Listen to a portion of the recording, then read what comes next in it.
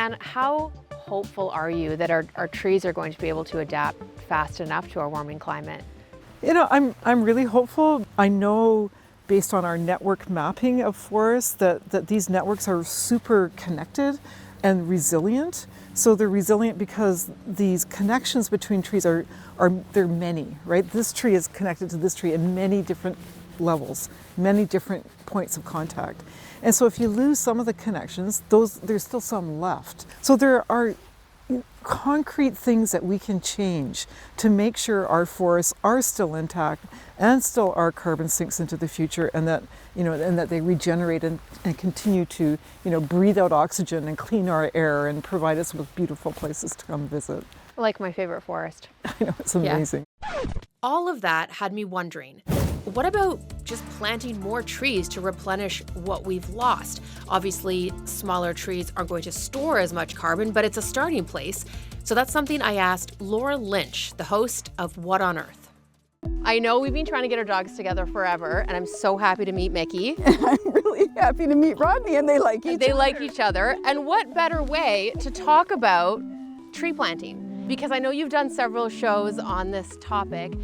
You know, the big question is, why can't we just plant our way out of this mess? Well, it was certainly an idea that the federal government, the Justin Trudeau raised in the last election when it promised to plant 2 billion trees, but it's just not that, it's just not that easy, because you just can't plant wherever you want to plant, and climate change means the best places to plant are actually changing across the country. Right. And in experiments in Ontario have shown us that if you want to plant on private land, you have to have the private landowners agree to it, and not all of them may be that interested in doing it. So it's much more complicated. So we're behind on our commitments already. We are behind on the commitment that the federal government made to plant 2 billion trees in a decade. It's an attractive option for government to make because it's easier than doing fossil fuel reduction to cut emissions.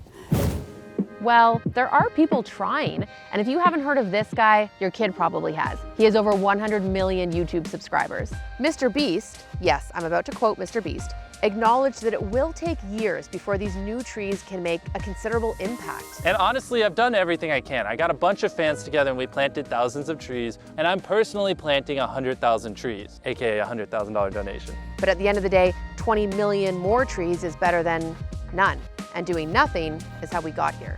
What can one person do in one community, in one neighborhood, in one city? What can we do to help? Vancouverites are landscaping with increased heat in mind. And it's sort of designated as a place that will always be a lot cooler than out there, which gets more light and more sun. In Winnipeg, the city is planning to replace trees lost in storms with new ones. In Canada's largest city, Toronto, pop-up grottos full of all kinds of plants will provide shade and improve air quality. Asphalt is hot and concrete is hot. When you add more green, it absorbs toxins and it gives off more oxygen, and we all need that.